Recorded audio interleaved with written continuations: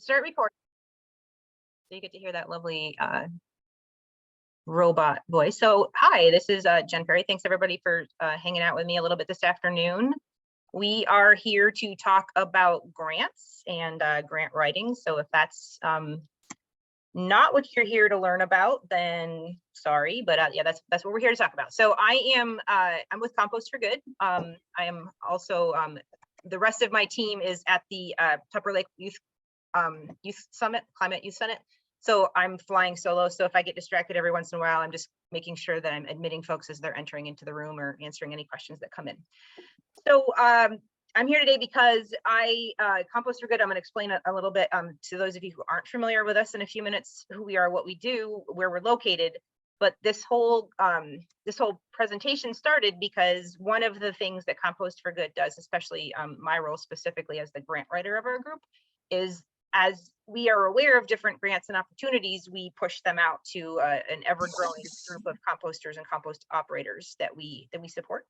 And a lot of them, I think I sent one notice out and I got maybe 14 emails and folks were like, yes, please, I need help, write it for me. I've already written it, it was just a lot of interest. So I thought instead of 14 people, that would be a lot for me to do.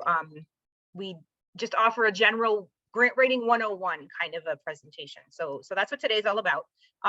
Most of the presentation is just a high level overview of experiences, recommendations that I've acquired over the years myself as a grant writer, just sharing things that have worked for us in the past. But I'm always really curious. There's always more experience collectively in the room than there is on this side of the screen. So if you want to use the chat feature, there will be also an opportunity after the presentation to give me your feedback and thoughts, best practices, tips of the trade that work for you at the end of the presentation. Also would love to hear from you. So again, Compost for Good is, we don't really know how to talk about ourselves. I think anybody who does really passionate work has a hard time doing that. But we aren't ourselves an actual anything. We are affiliated, however, with the Adirondack North Country Association as one of our fiscal sponsors, and with 80K Action as a fiscal sponsor. So we kind of split between these two different organizations. I'm here today because we got a grant through the USDA Rural Business Development Program. Hey, Doug, if you can hear me yet. And part of that grant is to support small businesses as it relates to community scale composting. So in that grant, we're underneath 80K Action. And the way that John Culpepper, one of our founders, always spoke about things is he said, we're three people who are really passionate about composting. And but then from there, we decided it maybe is helpful for us to come up with some vision and mission statements. But at the core of everything we do is this one line called Reimagine Waste in italics. That really is at the core of what we do. And we really push the envelope. If anybody has ever met or spoken with John Culpepper, really, it's he's doing a lot of research with urine. We're talking about natural organic reduction with human bodies being composted, things like that. But at the other heart of our mission is our communities. We are 100% about community scale.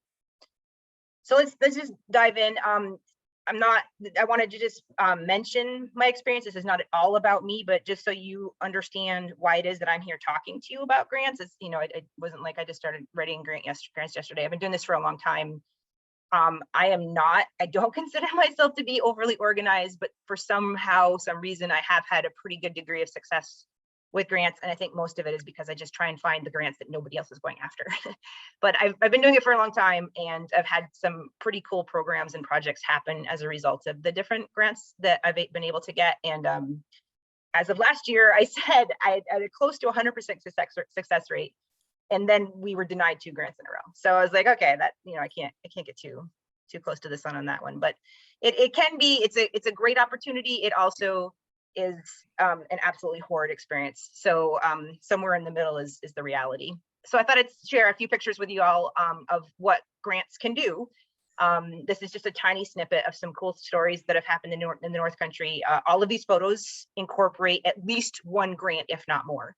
So this is a picture of a drum composter that one of our sorry, I'm having to admit people.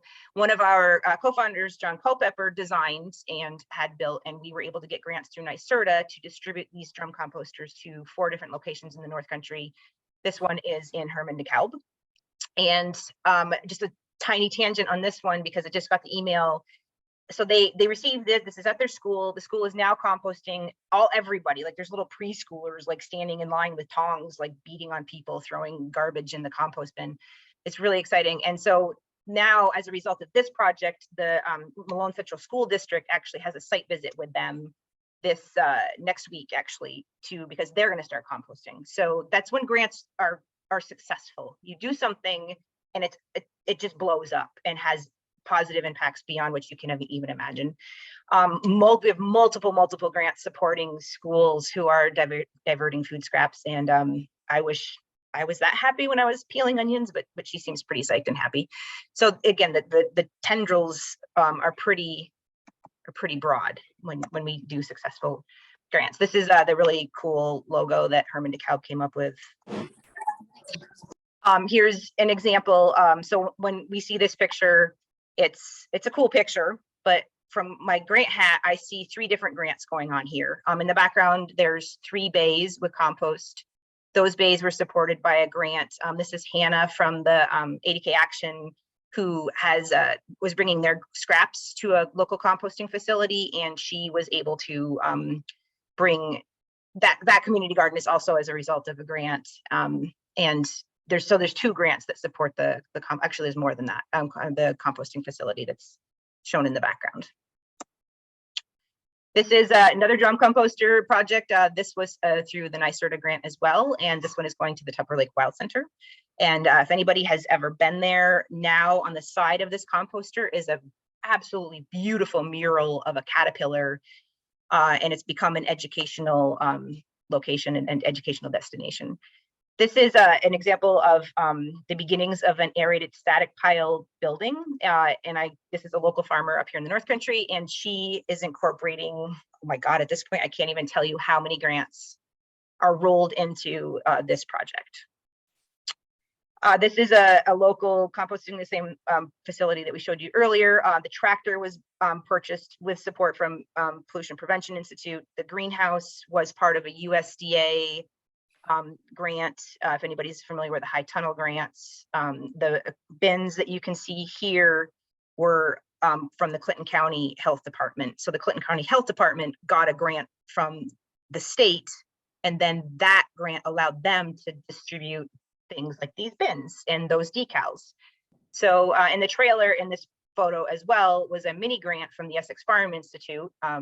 So that allowed this company, this business, River Valley Regeneratives, which actually is my business, to start hauling food scraps pretty aggressively in the Plattsburgh and Saranac areas. Again, this is in northern New York State. Awesome. So that's kind of, hopefully that's getting your juices flowing. You're here probably because your juices are already flowing and you maybe have an idea, maybe you've gotten some grants. So these are, the next several slides are things that I've kind of learned over the years. It doesn't mean it's universal. It just means these have been my experiences, and my grants have ranged from their original slide from a smoking cessation program to an environmental education resources to clean energy. I'm pretty much all over the map. So it's a pretty broad range of experiences that I've kind of distilled all this information down to. But the number one most important question that I think is really important, and for some reason this one didn't hit me until a year ago, is do you even want to get a grant in the first place?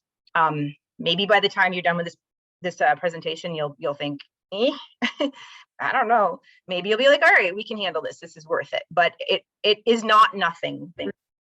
It does bring you someplace. So, and it's an idea. Grants usually start up here in our brains, and then the brain kind of takes over the body, and then the body kind of has to do the things. So there's some really important questions to ask.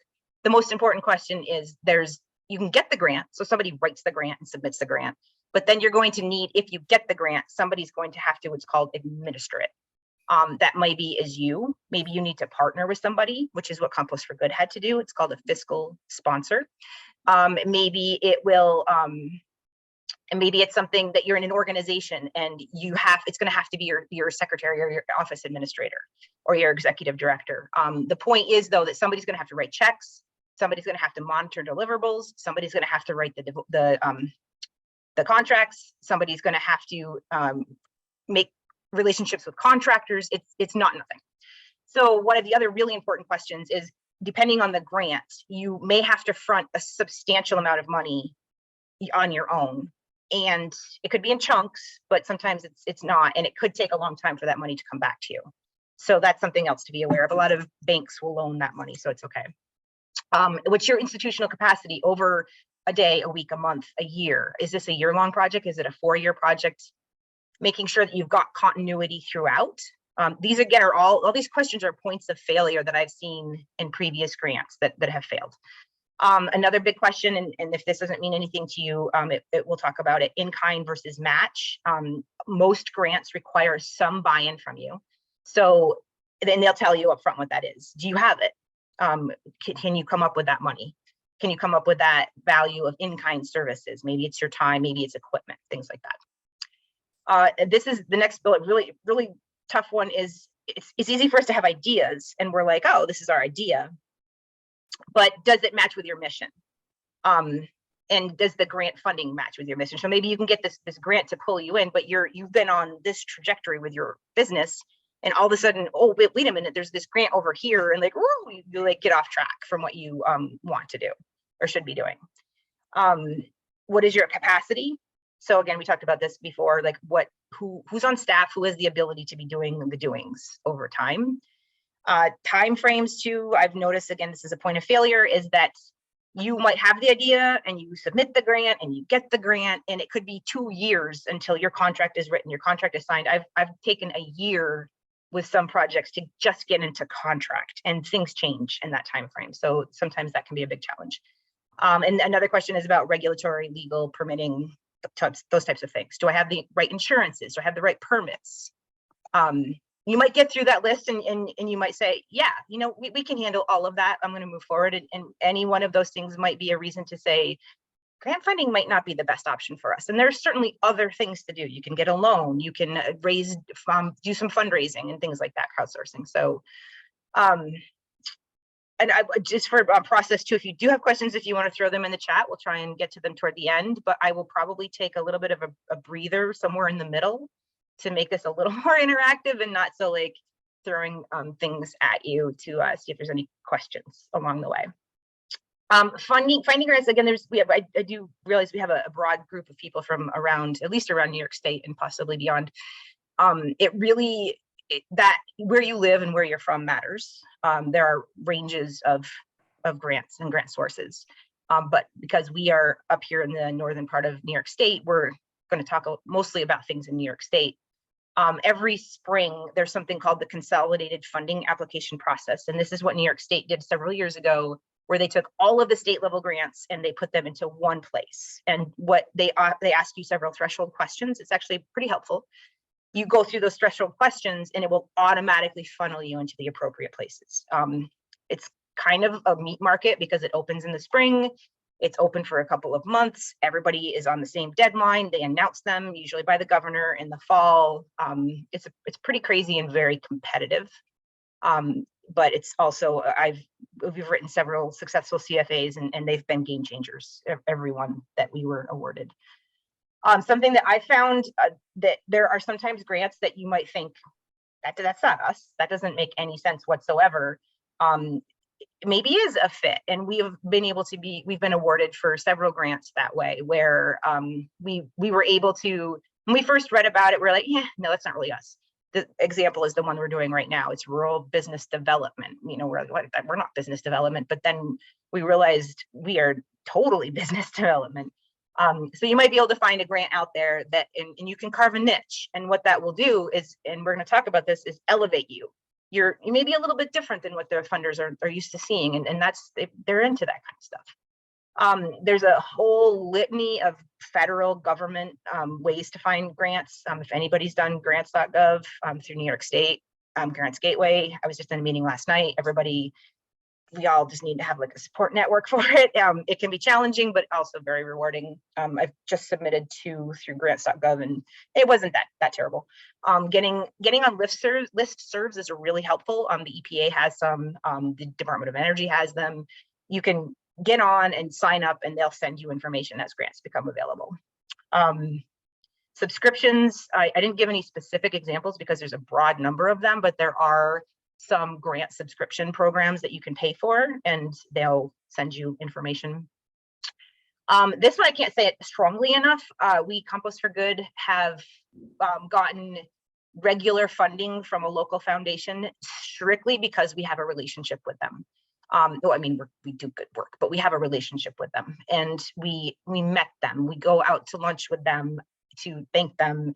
Not that we're buying them lunch to thank them, that sounds terrible, but we have a relationship with them. They know who we are, they know what we're about.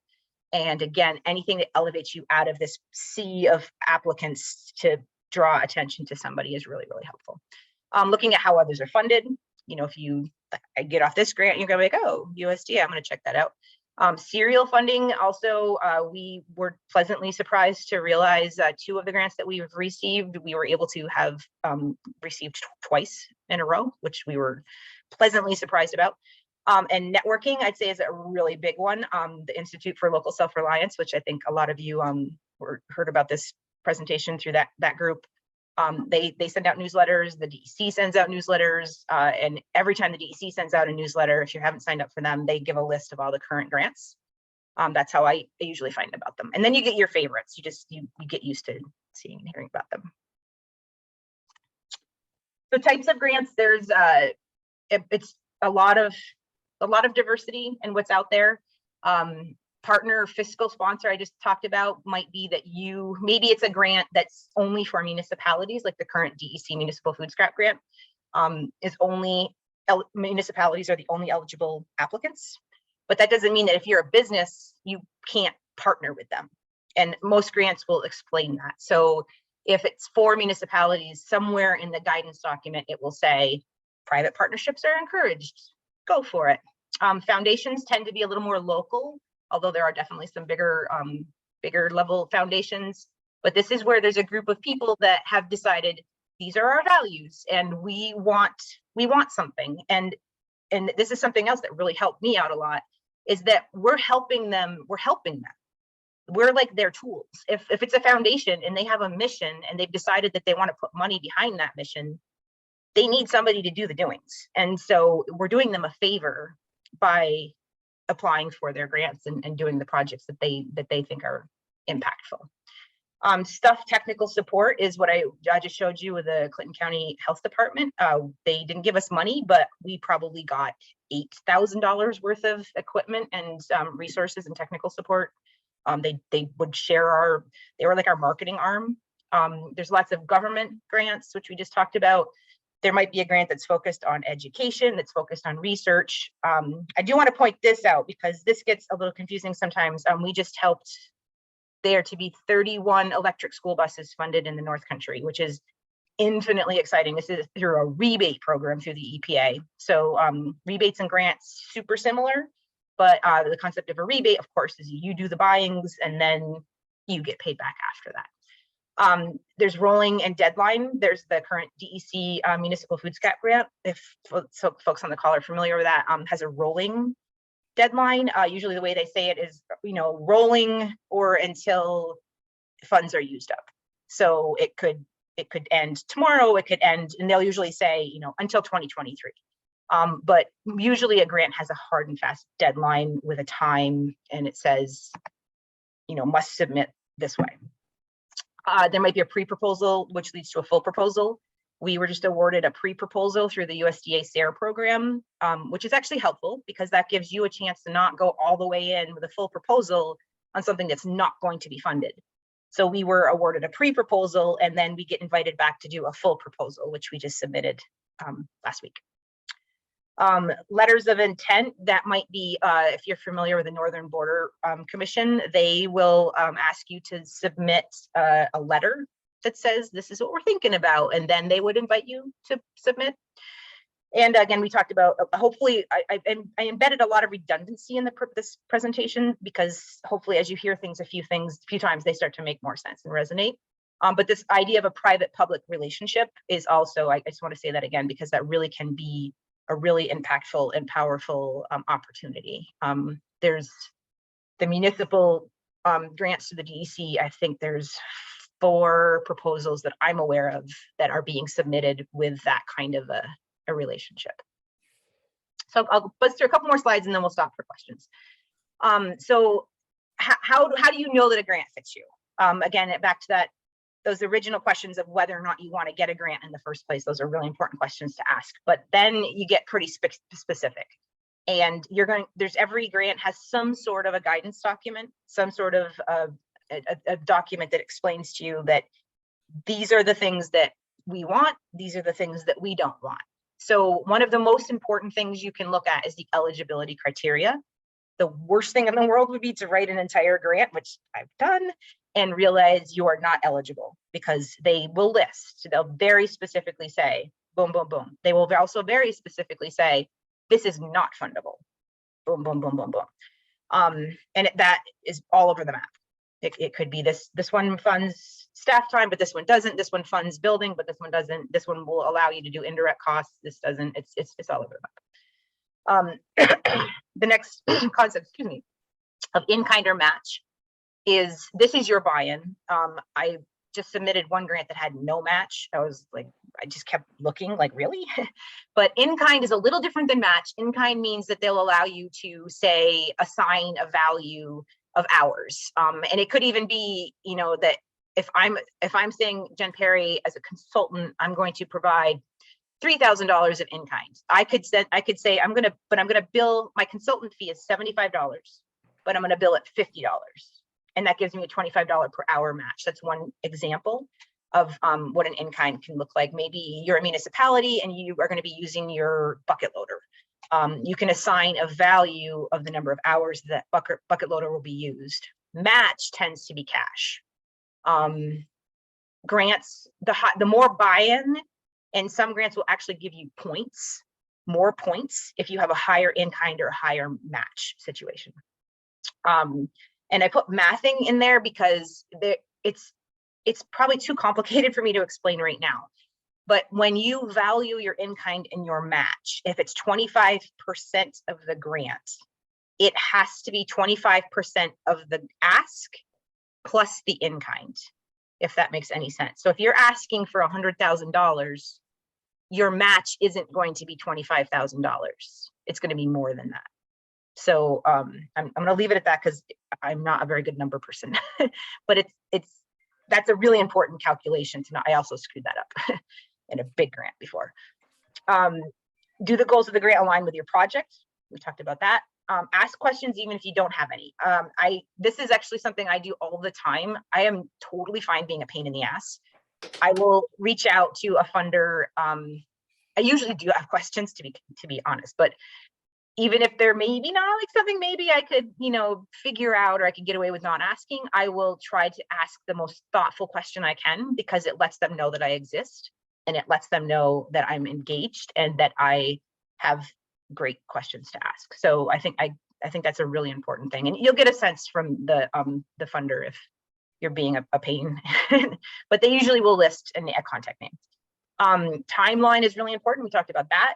What's the timeline of the grant? Most of the grants that I administer are year-long grants, but sometimes they can go 2, 3, 4, 5 years. Does that work for you? Every grant will have, most grants will have a cap and they'll have a minimum. And believe it or not, the minimum, the floor, sometimes is the hard part.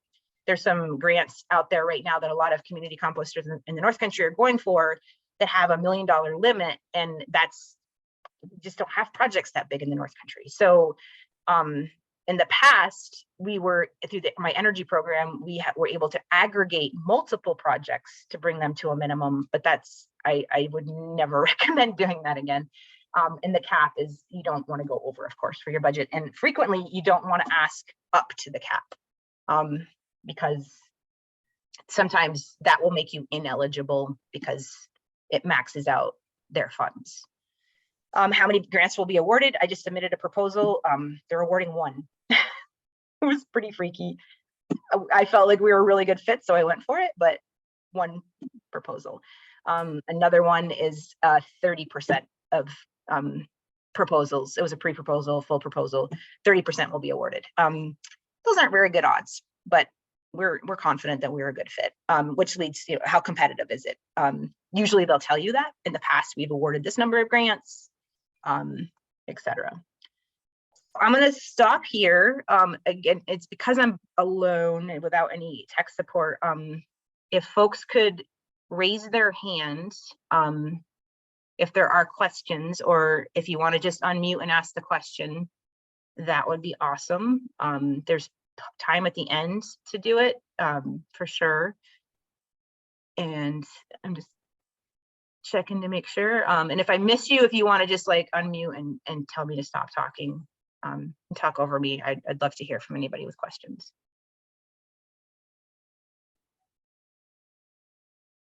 Okay, so this is kind of a grant glossary, and these slides will be available. So if you're like me, then this probably will be more relevant when it's contextual. I'm not going to go through all of these because there's a lot of meat there, but these are some general terms that you're going to see. A lot of these we've talked about already, and I'm going to give you a couple of examples in a second. But I want to focus on indirect is a question that comes up a lot. Indirect costs are, and more I'm seeing funders will say, we will not give you any more than, or they'll say, we're not giving you any indirect. Don't even ask. But mostly right now, they'll say you can ask for 5%, you can ask for 10%. And so we just max that out. We automatically max that number out. And they'll calculate it out anyway. One grant is a $20,000 grant. $950 of that grant pays for our administrative costs and things like that. Narrative is, these are all like these headings are different sections of most grants. Every narrative is going to be reflective of a guidance document that is provided. Follow that to a T. I can't say that one enough. That's really, really, really important. Most grants will have a word page character count. You know, if we go back to college days and we're like, oh, I'm gonna change my font so I can squeeze more in. But they'll tend to tell you what those guidances are. Letters of commitment and letters of support are frequent accompaniments to grants. A letter of commitment tends to be if you are partnering with somebody and they're going to get paid, or they're offering a tangible in-kind element. Letters of support tend to just be folks that you've worked with in the past that would be your cheerleaders and say, rah, rah, this is the best project ever, we love it. But it's best practice to come up with a template that you give to the people that you're asking. And it's also best practice to not give it to them the day before the grant's due, because that is not, they don't like that. I wouldn't like that. The template tends to include information about your grant. It tends to outline your relationship with the person you're asking, and then it gives them a paragraph to brag about themselves. We usually have to put it on letterhead and sign it and get it back to us. Some grants will ask for references, just a list of folks, just like you're applying for a job. More scientific papers will ask for citations, which we have, we've provided those before, and partner lists. Developing partnerships is really important. Organizationally, this part is really important. This is every grant funder wants to know about your organization. Are you worth our investment? They're investing in you. So they, oh, there's a typo in the S, I'm sorry about that. They will ask for some basic information so they can track your organization. It might be your employer identification number. You might, if it's a federal grant, have a SAM or DUNS number, if that means anything to folks. They might ask for your financial papers. And again, you might want to form a public-private partnership. In preparation, some other components, we talked about a guidance document. This also might be called an RFA, request for application, or RFP. I want to differentiate between those two things. And an RFI, a request for information, tends to be something that gets sent out. I sort of just did this, that says, tell us what you think we should do. Help us develop our proposal. And if you ever get an RFI request, I strongly recommend that you complete it, because that, again, it makes people aware that you exist, and it gives you the chance to help them structure the proposal in a way that meets what you want to do. And we talked about pre and full proposals. So if at any point folks have questions, just do the raise your hand feature or unmute and chime in. Preparing for the grant is one of the most important things you can do. It's really, I can't stress this one enough. Reading the guidance document really carefully, and then read it again, and then read it again. You might want to take notes, you might want to underline things, highlight things, draw arrows, scratch, though it's making sure that you are in alignment to a T. Even if you're not, there's ways to write things that say you are, that you want to be in alignment with what it is that they're asking. Nowadays, most funders have webinars, unless it's a foundation. They don't tend to necessarily do that, but they'll have an informational webinar. Most of them are recorded, so you can just sign up, either show up or sign up and have the webinar sent to you. This contacting the funder in advance of the deadline is really, really important, because that gets you on their radar. And again, back to this concept of forming a partnership with them. I will sometimes have an idea and reach out to a funder. I know that the grant's going to open, and I'll reach out to the funder and say, what do you think about this? Is that, some of them are like, don't ask, wait for the proposal, and others mostly tend to be really helpful. And that way it can help you shape and structure your proposal more fittingly. Deadlines. That grant deadlines for me are blocked off. There's like 4 days behind it, 4 days after. It's like holy time. Like, I am in my room, leave me alone. Grant deadlines are, if you have ever written a grant, it's a thing. But it's do or die. And most places, unless it is an extreme situation, if you don't make that deadline, you just spent 3 months writing a grant, it really doesn't matter. I tend to make a checklist of requirements. Most proposals will give you those checklists. So I tend to do that and cross things off and make sure I've got it all, I've got things in folders and it goes where it needs to go. If you are submitting a proposal as a team, you should come up with a workflow. Are you going to use a Google Doc? Who's doing what? What are your dot timelines? Do you want to set up regular meetings? You're going to meet once a week, twice a week, no matter what, even if you talk for 2 minutes. Team submissions can be great, but they also can be somewhat difficult. Identifying your key partners ahead of time. Again, partners versus supporters, we just talked about that. The scope of work, back to the glossary, is basically what it sounds like. It's the scope of your work. The first thing I do, and I'm doing this right now for a grant I'm writing in the city of Plattsburgh, the very first thing that I do when I'm thinking about a grant is I put bullets. I've read through the guidance document. I know what I want to do. I write bullets. This is what I want to have funded. So line by line by line by line by line. And then that from there allows me to go into budget mode. And I will consult with whoever I need to consult with. Each line will then have a proposed budget. And that's my basis. And then everything can build from there. A PDF merger is, if you don't have Acrobat, Acrobat Pro, I really recommend you getting it. I can't tell you how many last minute panic attacks I've had because I realized I had to merge 14 PDFs into one and I didn't have a way to do it. And I was like trying to buy it online. And so getting a program that allows you to merge PDFs is really important. Most grants that I do requires a single PDF submission, whether it's uploaded onto their submission or it's something that gets sent in. Some of this now, hopefully we're getting repetitious. Ask questions. You've gone to the webinar, you're in the webinar, be that person who's like chiming in. I got a question.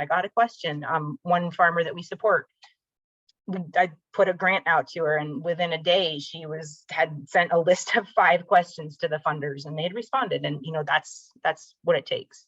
And that's pretty awesome. What are previous awards? Most funders will list what they've awarded in the past. That I tend to not look at those because I don't want to be influenced by them. I want to just do my own thing, but others think that that's a pretty helpful tool. Doing your research, who is the funder? What do they tend to fund? What, is my project really going to work? Setting clear timelines and milestones is really helpful. We're going to have this done by this time, this done as you go through your checklist. And it's really important to stick with those timelines because it's later than you think. It's always later than you think. I had a conductor in college tell me that it's always later than you think. And stakeholder engagement is really, really important because you want to make sure sometimes we have ideas of grants, but the idea of the grant isn't necessarily what the people that we're trying to serve want.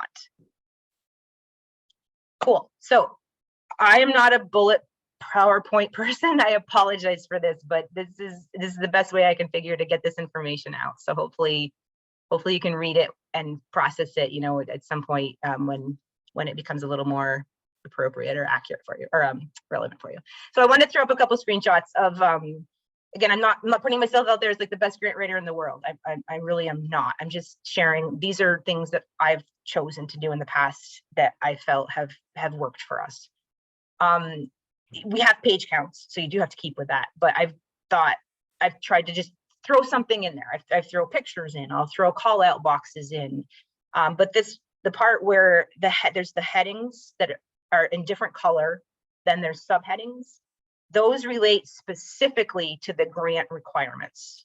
And it is the exact wording that came out of the guidance document or their proposal. So I think that's also really important. Imagine if you're reviewing 3,000 proposals, you're going to want to be able to boom, boom, boom, boom, boom. What are we asking? Did they answer it? What are we asking? Did they answer it? So that's the strategy that I've tried to apply. This is a sample budget table from the Lake Champlain Basin program. This is what you might find when a funder gives you a budget table template. It's awesome. It can also be onerous. Some of the USDA tables are a little challenging, but once you get it down, it's actually a really helpful tool. So we can see here, the personnel will tend to be, if you are an organization or a business, it's who's being paid through the organization. Travel, if you think you're going to travel at all, make sure you give yourself a really good travel budget line.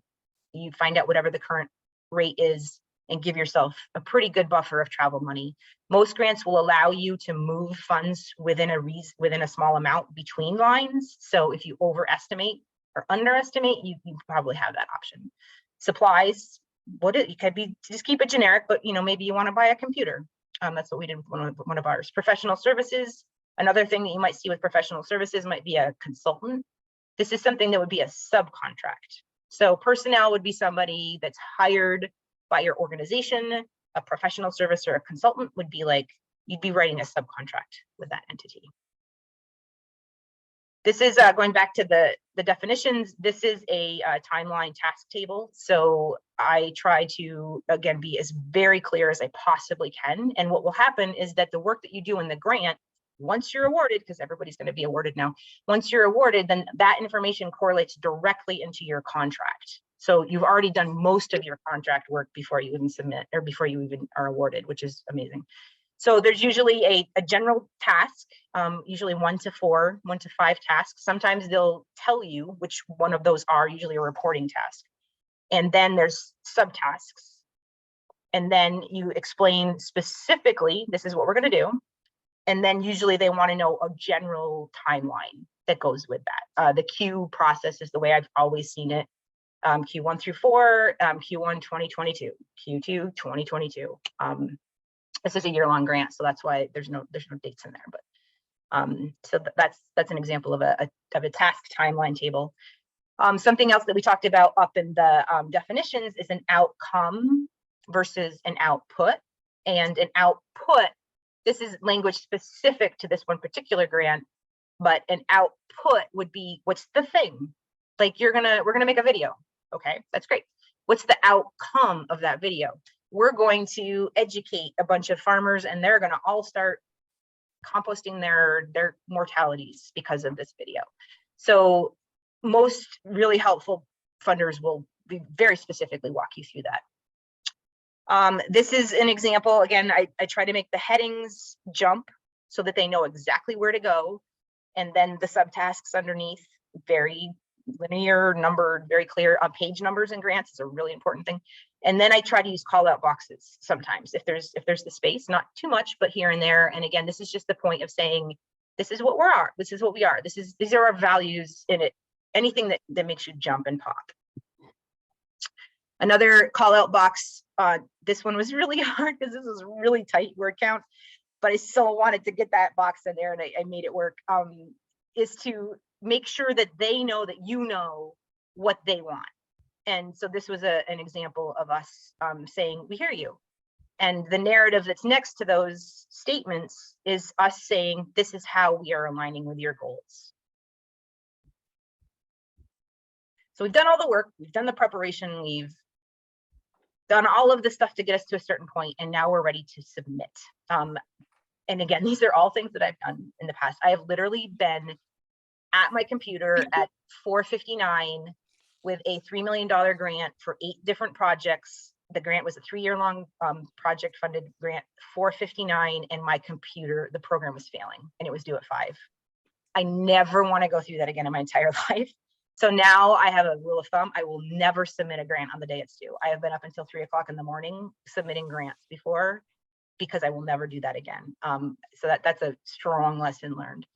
I will say, if you ever do a USDA SARE online submission, they are amazing. They're amazing. It's so simple. So there are a number of online submission processes. If you're going to be submitting into the online program, I cannot say strongly enough to make sure that you have the narrative in its own separate document, and then just simply copy and paste, because if you have all of your eggs in that online submission and something happens, autosave didn't work, your computer crashes, you are shit out of luck and it's a bad day for you. So having a separate document is strongly recommended. I don't think anybody takes hard copies anymore for submission, but sometimes that happens. Mind the time that it takes for it to be in the mail to get there. Emails as attachments, I've submitted that way. Usually it's a consolidated PDF, but again, the guidance document will tell you very specifically what they want.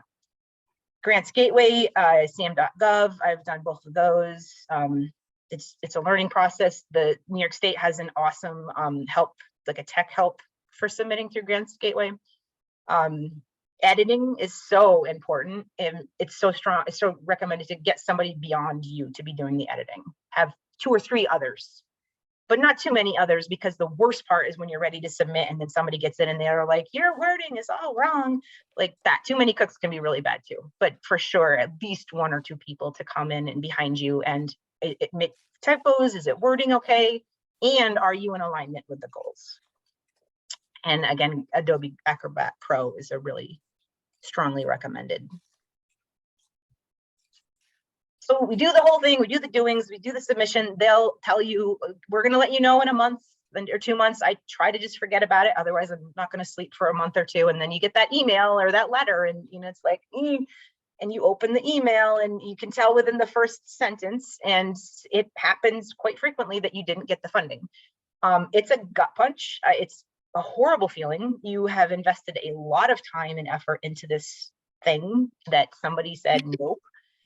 I have cried, I will say that for sure, but that doesn't mean it's the end of the conversation. I have been denied for grants and gone back and submitted them again the following year, stronger, better, bigger, and gotten them. So I look at the denials as part of the process for success. Most sources will offer you feedback. SARE, USDA SARE gave us this incredibly helpful line by line written feedback. You can usually request a meeting, and if you think you're going to submit for funding again through this entity, get that meeting on the books, because that will, again, you'll be on their radar. They'll know that you're in it for the long haul. Try again, go at it again. You may be able to tweak the proposal you had. You may have to rewrite it entirely. But if it doesn't mean it's the end of it. It just means you might have to try again. Okay, so that's grant writing 101. We are here because probably everybody, hopefully everybody in this presentation has some sort of a community composting perspective to them, which is what we're here for. But it's whether you're clean energy or you're smoking cessation or you're a community composter, the generalities of grants and grant writing are pretty similar. So this, I wanted to talk about grant administration, project management, contract management, because this is the end part of the grant. It doesn't end just because you were funded. That's the, woohoo, hats off, celebration party. We're amazing. But then the reality that smacks you in the face when you realize, oh, I now have to do this thing. It's pretty big. So every grant that we are awarded, we have a kickoff. We have a kickoff this afternoon, actually, with the 80K action for our second USDA grant that brings everybody together that's on the grant. We're going to talk about it. We're partnering with Clarkson for a grant. They invited us out there. They gave us amazing food. And that's a really, it gets you off on the right step to make sure that everybody is moving forward and understands their roles. I try to be as organized as possible, and I'm not an organized person. So I'll share with you my folder system in a second. There are project management programs out there. I don't personally subscribe to that because I'm stubborn, but they definitely are out there, and a lot of people are super happy about them. Press releases, this is your chance to brag and to get people involved in your projects. I have written press releases numerous times and gotten calls like that afternoon from people that were like jazzed and they want to participate, and your funders are going to want to know that. Some funders require you to have them review their press releases and anything public that you put out there, and some of them want their logo on it, and that can be a little challenging, but if that's what they say they want, then that's what you have to do. That's part of your contract with them. Everybody that's a part of our grants has either an MOU, a memorandum of understanding, or an MOA of agreement, and a contract or a contract, depending if it's a big money relationship, we'll have them write a contract. And this is just a way of saying, per the grant, this is what you said you're going to do, and this is what we said we're going to do. It's not really legally binding. The contract is, the MOU is not. It's just a way of being clear. You're doing this, I'm doing that. We all agree. W-9, if there's going to be money exchanged, you're going to need to get a W-9. Be ready for reporting. I have one grant that reports once a year. I have another grant that reports every 2 months. So I have one grant that it's like they fill out a form. It's 1.5 pages long. I have another one. It's a 16.5 page narrative. So this is how you pay for the money. It's not, it's free money, but it's also not free money because you do have to pay with buy-in. Metrics are the bane of my existence. If you're a numbers person, you're going to love it, but most grants require some sort of a metric. You agree to that metric in the beginning. Some of them can be quite complicated, and some of them don't necessarily make sense, but they're a really important part, because then your funder gets to go back and report out and say, we invested this much money and this is what we got out of it. But the grant and the contract will specify what that looks like. You might need to do a contract modification midstream. You might realize 1.5 years has passed since this grant was proposed. Everything has changed. Most funders will allow you to do that. It's just a pain and it involves lawyers, but you can usually do it. Contract extensions, however, if you can demonstrate, we had to extend this grant that we're administering right now 6 months because of a whole bunch of reasons. That didn't require a modification. That was just like, hey, we're doing the work, here's our progress, but this is why we need an extension. Budget alignment is, I explained before, where usually you can move lines within budget lines. Up to 10% is usually the standard. And the retainage, I would be really aware if there's a retainage. This can be a problem because I have one grant that retains 10%. I have one grant that retains 20%. And the 20% retainage is a 2-year grant, which means that the funder will keep 20% of all allocations until the end of the grant because they want to make sure you do it. They want to make sure you actually complete your grant. So be aware of those retainages and whether you can handle them or not. This is an example. Again, I'm just sharing what I do. I would love to hear if anybody has tips of better ways, but as soon as I'm awarded a grant, we go in and I set up each folder relates to, if we go back to that task table, each folder has a task. And when I open up each one of those folders, the subtasks are in there and they have folders. Everything that goes to that task goes in its appropriate place. And then you're going to have to submit, they're called deliverables. You're going to have to submit deliverables as they get done. And I'm able to go into that folder, pull out the deliverable, poof, off it goes with that reporting cycle. Okay, that's pretty much that is not pretty much, that is what I have for like this is the 101. We are again all here because we're community composters, and I really struggled with how in detail to go in terms of specific grants because I don't know, but I would assume that folks, that's what you want to know and what you want to hear. The challenge with the specific grants is that there's so many variables and it really does depend. It depends on what are you a municipality, business, farmer, what what's your capacity? Are you a not-for-profit? Are you a school? So, are you in the southern part of New York State? Are you in the northern part of New York State? So what I will do, and this is the chance, I did list, just by listing, they're not hyperlinked, some general grants that are on our radar that support community scale composting. And what will be a part of, if you are signed up for this presentation, you're going to get the recording of this, you're going to get the slides, and I'm going to do a deeper dive into these grants specifically and possibly add a couple of additional ones that will have hyperlinks, and they will specify some details, deadlines, just general ideas that will be relevant for you. And I will send it out to this group so that you can do some research on your own. So I just want to call out these are the key takeaways for me. I know there's a lot of information, but these are the big ones from my point of view. Forming a partnership with the funder is really, really important on whatever scale it is. Highlight your capacity or your strengths. One of the worst things that you can possibly do is go to a funder with your hand out like, we're needy, we're poor, we need, we have no, we're like gonna fall into the ground if you're not funded by your, like that. They don't want that. They want to hear you're gonna carry your part of the boat. You're strong, you've got this great idea, you've got amazing successes, but you've got this idea in this direction and you just need that extra little bump, because again, this is an investment from their point of view. They don't want to give money to somebody who's going to fail. That doesn't work for them. It's later than you think. We talked about that, so make sure that you're bumping up against those deadlines as early as you possibly can. Going the extra mile if you've got that capacity. If you're hiring a grant writer, that's where that relationship can be challenging. It's not necessarily their baby. I find writing my own grants to be better because I'm invested. But going that extra mile, make your proposal really stand out, make yourself stand out. Don't apply for a grant. If maybe you've gone through this presentation, maybe you've been down this road before, and I've walked away just now from $1 million grant because there's no way, no way, it's too much. So don't apply. That is certainly on the table. Denials are part of the journey to your success.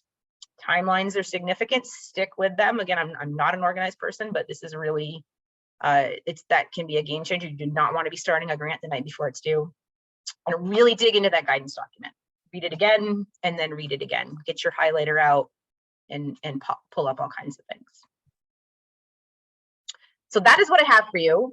Again, I apologize for the format. We're trying to, especially in Zoom, if we were in person, this would be a totally different situation. We'd be in tables and talking, and there'd be lunch. And but this is a good way to get the information out there. So I would love to now. I'll maybe pull this back up before we break from each other. But I would like to open it up at the end to see if there are any questions. Again, if you just want to unmute and ask the question, if you want to. If this format doesn't work for you and you've had a chance to process it on your own, feel free to send me an email, give me a call. I'm happy to. And also, if anybody wants to share a story, a grant resource, horror stories, I'd love to hear them.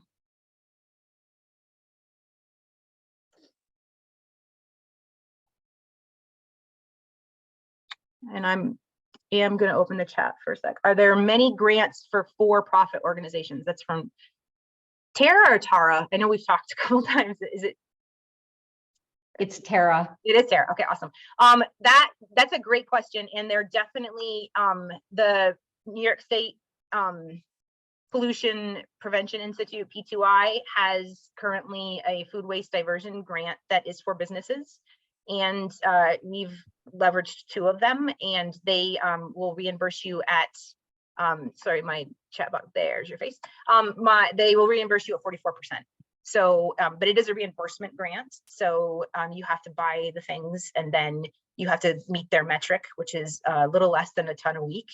And once you meet their metric for 3 weeks in a row, you submit documentation, and then they will pay 44% of your entire project back. That's one example, but I will say for-profit organizations tend to be more difficult to get funded. That's where the public-private partnership is really important.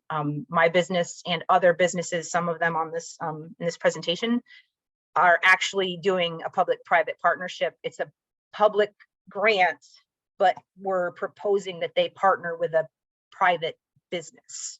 So that's a way for a private, and that's not an uncommon pathway. I will say that I have been on a number of business boot camps, and there is information on the DEC for like the pollution prevention grant and a number of other grants. The links that they have within the documents that you fill out and the sort of tutorial there's a tutorial video that goes with most of those grants.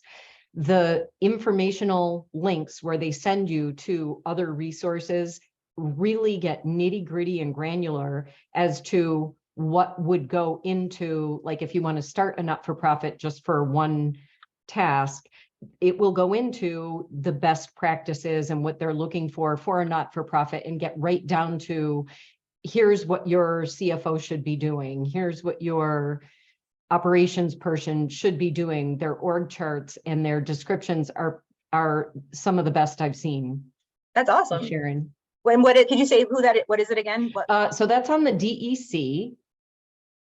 You go to the DEC, and if you type in the search bar grants, it will bring up all of the relevant grants and their deadlines.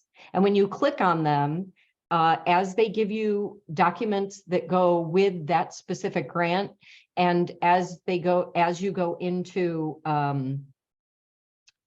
the tutorials that go with that, there are options for links to further help organize you. Awesome. Would you, so that's not really a link that you could put in, as just a general. No, I can try to, if you give me a minute, I'll try to go find it and give you an example and then show you. I'll shut up while other people ask questions, and then I'll raise my hand when I get it. Okay, that's awesome. Thank you. I'm just scrolling up through the chat. It looks like mostly introductions. Any other questions or anything anybody would want to share in terms of resources, or if there's then this is where it gets kind of strange. I personally would never, there's the idea of competition, and I would rather more people are applying and us not get a grant. That's more important to our values than worrying about there being lots of people for applying for a grant. So.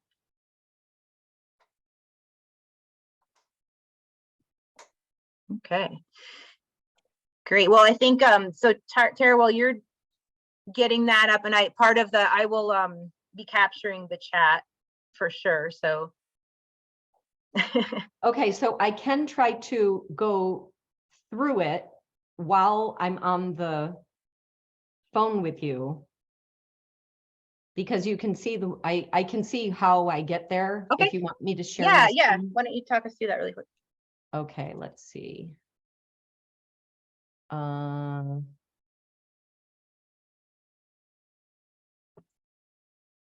First, I have to find out where I share my screen. Sorry, everyone. Okay, so if I share my screen, is it just going to show? There we go. Okay, can everyone see that? Yep. Okay, so I went to, I Googled NYDEC, so it's not a hard thing. You see it, and then you click on it, and in the search bar, just put grants, and then it shows you, this is the page. So it shows you all of the grants, and it shows you how many. And then as I scroll down, you could see the ones that I was looking at, but let me see details and application forms. So I'm just going to click on this one, which may not have anything to do with composting, but I'll just show you how it goes when you find the grant that you're interested in. So it describes what the projects are. It does. It says promotion of backyard or on-site composting. It talks about, well, I guess that's the only one that would apply for that. But see right here where it says guidance for grants gateway. Here's the videos for the grant applications, and then here's the documents that they're asking you to submit. Well, when you go onto video for grants application, you get to register for the grant gateway. When it talks about getting pre-qualified, you can, here we go, apply for a grant. Let me see if it's this one. Oh, you have to start the video. Okay, I'm going to back up one. Here we go, grantee documents. So here, these registration and the pre-qualification documents, once you click on them, so this manual goes into ridiculous nitty-gritty of everything that you would want. It shows you how to register your organization. I don't know if it makes you choose. Register form for administrators, let's see.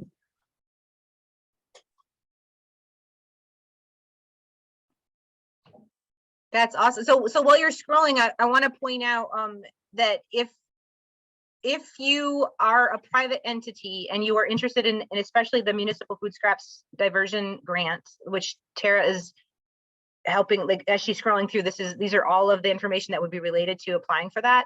You can get permission from the municipality to be an administrator of the grant. So it's a process, but that is something that can happen if you have a close relationship with that municipality.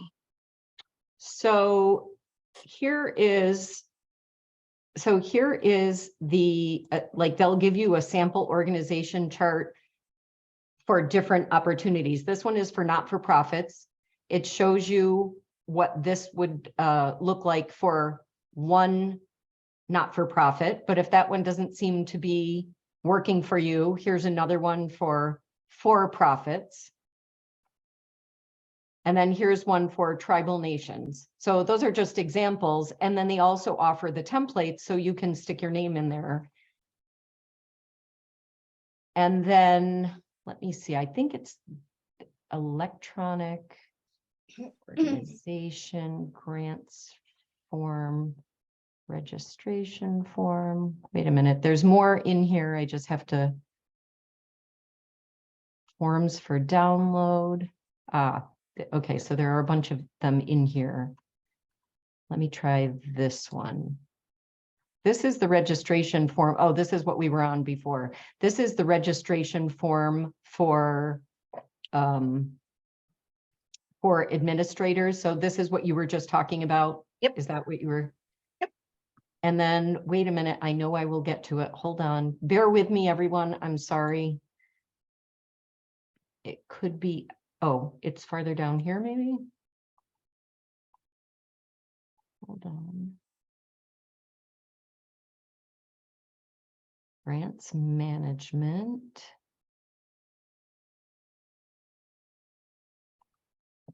Let me, I don't know. This is it. Okay, so let me go back so we can all get this, because this is this, oh, where is it now?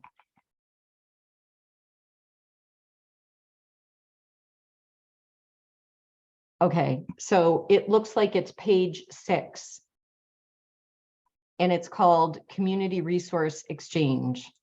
So when you open this, it's a little overwhelming, but this is the one that I personally find has, well, first look at all the opportunities you can look to find information, you know, like, so performance, presentation planning, projected incomes and for budgets. So there are opportunities they give you to learn, but this one is the one that very, very specifically, this was a surprise to me as far as not-for-profits. This is where it describes that you don't have to be a fully formed not-for-profit in order to get a grant, and how you can partner with others who are not-for-profits. So it talks about why and what the other possibilities are. Whether or not you should, like it asks, are you good at collecting sums of, are you going to be collecting sums of money? It's sort of like an if then else chart, but it's very black and white and specific. And a lot of questions that I haven't seen in other areas are answered here. That's great. And these are general, for all New York State grants, right? It's just a Yep, general. it's for all New York State grants. I just happened to find it while I was looking under registering my organization. Cool. Well, we'll definitely, I'll include that in the follow-up for sure. So This whole anyway, path. Yeah, thank you. thank you. That's awesome. I don't know how to stop sharing screen. I think usually there's a little red button up top that says. Okay, wait, well, hold on. Let me just, let me try escape. No. Oh, here it is. Stop. Oh, it says new share. I can stop. Oh, I can there we stop. go. I got it. You got it. Okay, cool. All right. Excellent. Okay, so I'm not seeing any other questions in the chat. Anybody want to last chance for asking questions this pathway, but it doesn't mean there aren't other options by email or phone call or whatnot. So cool, great. Well, thank you so much for listening. I hope that if anybody does go after a grant and is successful, please let us know. We'd love to hear about it. That's great. If you need any support otherwise, though, we'd love to hear about that as well. And we'll see everybody out there in Grantland. Thanks.